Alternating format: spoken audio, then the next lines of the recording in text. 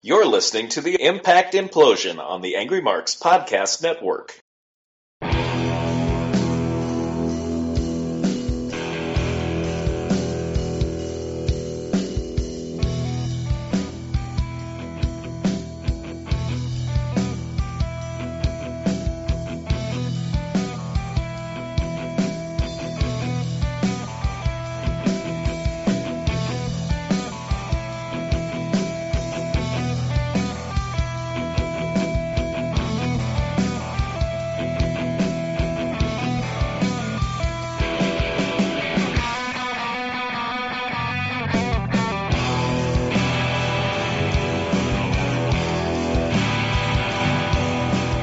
Ladies and gentlemen, this is the Impact Implosion, and I am Mike Flynn, and I'm not usually the guy who does the intro. My guest tonight, stepping in for Seth Draken, and the SmackDown Rundown is Jordan. How you guys doing tonight? How are you doing, Mike? I am doing great. Well, I'm ready to talk TNA, and I'm ready to go. And I hope you're doing well, and let's get started. And since I don't know any of the news topics, I think we're just going to go into Impact. Go on Impact, talk about this week's show, and before we start anything, let me give you guys my take on the episode. All in all, it was a decent 6 out of 10 episode. A lot of things to talk about for this week's episode, and all in all, I'm looking forward to discussing it. Okay, well, we start off this week's show with Kurt Angle in the ring, and he introduces our new TNA champion, Bobby Roode, who, as Steph and I kind of mentioned last week, kind of won the title on a fluke, but he's the champion. He comes out, cuts the promo of I love professional wrestling, and without professional wrestling, I don't have much else. And he's interrupted by Lashley and MVP. MVP basically cries foul about what happened last week, and basically we tease a rematch between Lashley and Roode. But MVP steps in and says, I want a title shot. And Roode says, well, you got one. Well, I guess I'll give you a title shot tonight. And we set up our main event. Yeah, I liked the opening segment. I really liked how it went. As always, if you guys are familiar with professional wrestling and the television of it, of course, you see the opening segments. They're always going to open up with a promo. Mostly in WWE or TNA, you always see that. That's very common. And it's a good way to boost up the confidence, just pump everything up, pump you guys up for the show. And normally it leads into either an event match or a match later on the show. I've always kind of liked that. I know a lot of people do complain about that, but it usually ends up setting up something later in the night. So, it does. And the opening segment really got me into the main event. It said, okay, this is the main event. I'm looking forward to this. This should be a decent match, and obviously we'll talk about the main event later. But the opening segment actually is pretty good. Yeah. Our next segment is interview segment the backstage segment, and then we go to our next match, which is the Hardy Boys and Samoa Joe and Loki, which is really good. It's the finals of the tag tournament that they've been doing for a couple weeks, for the last 2 or 3 weeks since after Bound for Glory. And the Hardys win. They'll get a title shot, but as we'll probably talk about next week, it's not going to end up happening. But in any event, it's a good match. Hardys get the win, and then we have a backstage promo with Bobby Roode talking about how it's ironic that when MVP suspended him for 7 months and took professional wrestling away from him to keep him away from getting the title, and now he basically stepped in and took Lashley's shot, and he says that he's going to prove tonight why he is the MVP of TNA. Yeah, this is a good promo from Roode. Yeah, I do like that, and it kind of makes you wonder when you see the Hardys go off against the champions, the Wolves. It's that, look what, I don't remember if it's Davey Richards or Eddie Edwards who's being kind of brainwashed right now. Oh, that's the segment I missed, yes. It's kind of going to be interesting to see. It's Davey that's being brainwashed. Davey, sure, thank you. Yeah. And it's going to be interesting to see how that situation plays out into this tag team title match. And I could actually see the Hardys winning the TNA World Tag Team Championships. What do you think? I could see it happening, but I think one of the things is all depends on what the Storm Davey storyline is going to end up being next week. So, and now we have another backstage with MVP and Angle. Oh no, we actually have a in-ring segment with Sam Shaw and Brittany next. And basically, it's Sam Shaw basically saying that Gunner was supposed to be a friend, but treated him more like a charity case. Gunner interrupts this segment and calls them both creepy bastards, which I don't get how that would work in Brittany's case, seeing as though she's a female. Well, and no, go ahead. Oh yeah, sorry. It just when you talk about that segment, it's one of those segments where how could I put Gunner it? is terrible. I would tend to disagree because it's the way you say how terrible it is. Is it terrible that because the way Brittany and Samuel made love in the ring, that is a way to piss off the fans because they know that Sam sold out because of this beautiful girl named Brittany, who I'm actually been friends with, but not friends, but I've chatted with her a few times. Very nice individual. And just to see that heel turn by Brittany as being very effective, and that classic making love stuff in the ring and all that stuff you see is a perfect way to get a good heel reaction for sure, especially if you're a bad guy. If you're a good baby face, it's not going to be that effective. You'll get it's just whatever. But if you're a bad guy and you see two villains, a guy and a girl, making love in the ring and kissing, you're going to get a bad crowd reaction. Samuel Shaw and Brittany did their job to get heat, and I do praise them for that. It was a good segment, entertaining, and all in all, I enjoyed it. And then we have a hardcore tag match, which I don't think I watched. I might have seen the end of this, but it was Magnus and Bram against Dreamer and Devon. I did see that match, and it's hilarious as I not even remember who won. I don't know. Dreamer and Devon won for some reason. Oh yeah, it was. And if it wasn't, then man, I am making a huge botch. But point being said, though, is that I did see most of that match. I'm probably the ending. I just forgot who won. But overall, most of them had the attack on Dreamer. Dreamer he eventually came back, and they got the victory. And a good hardcore match, nothing special, but it was an entertaining match. I do got to credit Tommy Dreamer for his new wrestling pants. It's awesome. Did you see that new design he has? It's pretty solid. Ah. He has his Twitter on it. Genius idea. That's a good way to get followers. Our next segment on the show is EC3 and Spud and Jeremy Borash talking. Spud called EC3 a wanker and basically said that EC3 basically asked what kind of friend would make fun of you and all that stuff, and basically calls EC3 a big-nosed douchebag.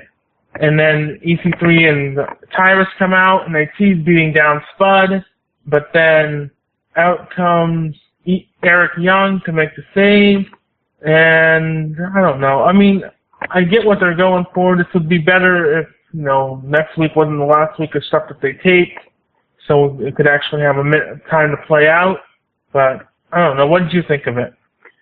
All in all, it was a decent segment. It's like I said, it was one of those segments where, if you're tweeting during the show or if you're on Facebook, Instagram, any of that stuff, and that segment comes out and you're literally tweeting, doing all that crap, it just makes you stop doing what you're doing and keeps your eyes focused on it. I can't really say if it was good or excellent, but it got my attention, so I'm going to say it did pretty well.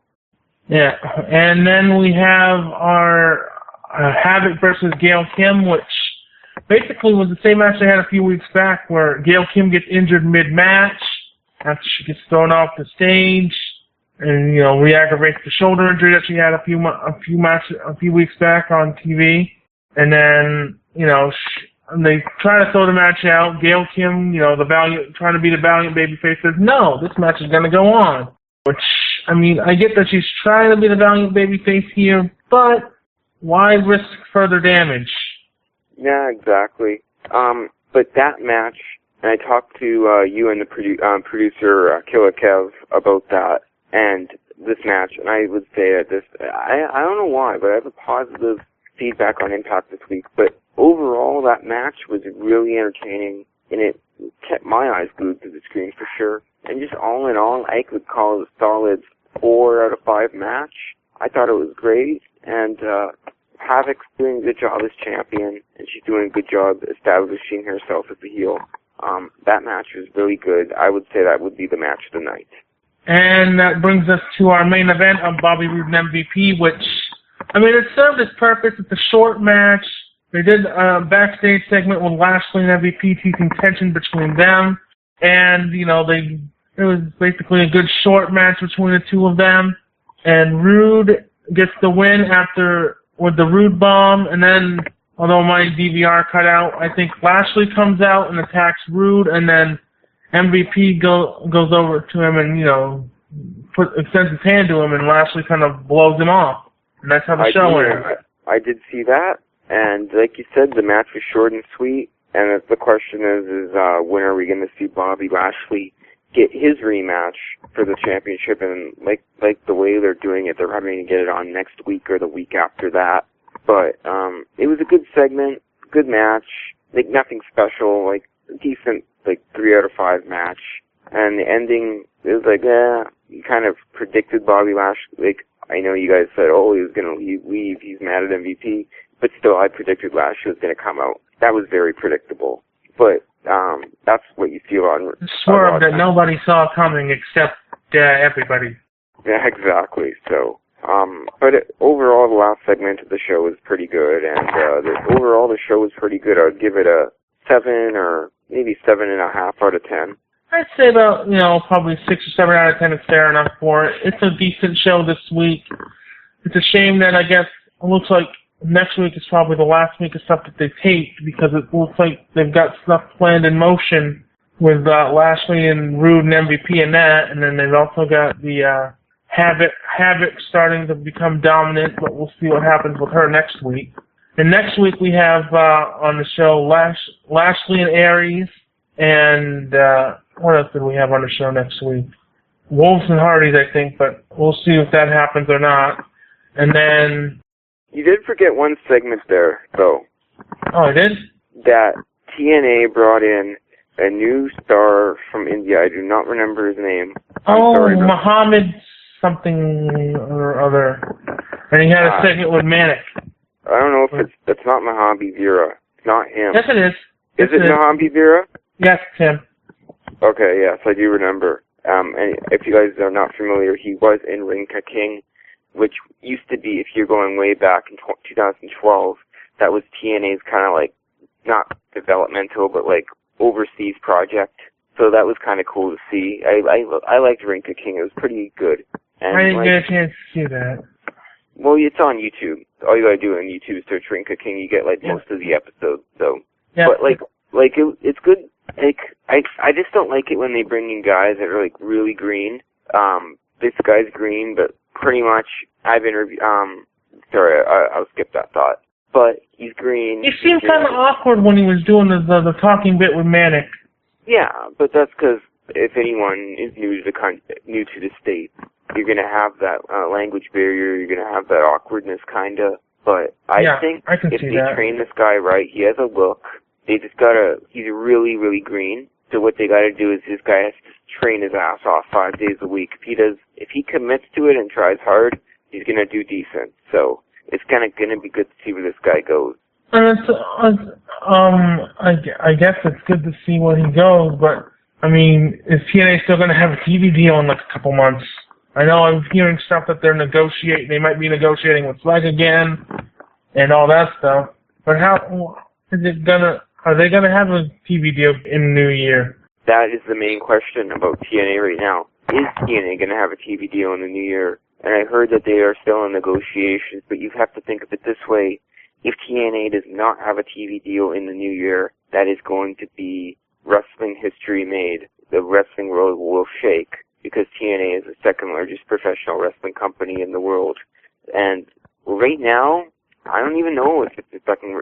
The way I look at it right now, it doesn't even look like it's the second largest wrestling company in the world. It looks like it's just a big independent promotion. That's what it looks like now, because right now it's changed from the way it's on a more national level, and say Ring of Honor is where TNA can actually be seen in a good time slot while Ring of Honor is kind of syndicated and all that. Yeah, exactly. Technically, TNA is obviously still the second largest wrestling company in the world, but they got to change something. This whole budget thing, this has all started pretty much when they brought in Hulk Hogan, who's going to cost you millions of dollars to bring to your company. And ever since they did that, they released these guys. They started releasing all these names, and from that point on, the company had budget cuts, and now it's just totally changed dramatically. So hopefully they get out of this little hole they're in, and they continue to put on good quality wrestling for us.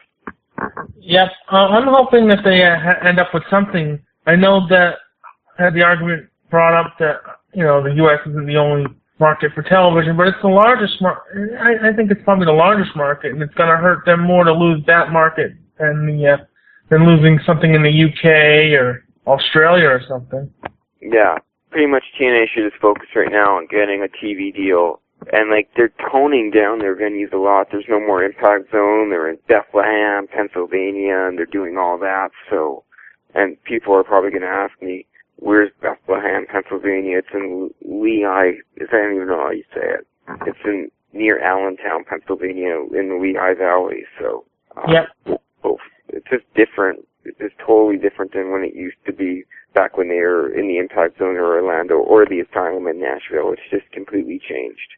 Well, and of course they also have one of their one-night-onlys this weekend, which will probably... Which is interesting. I want to see that.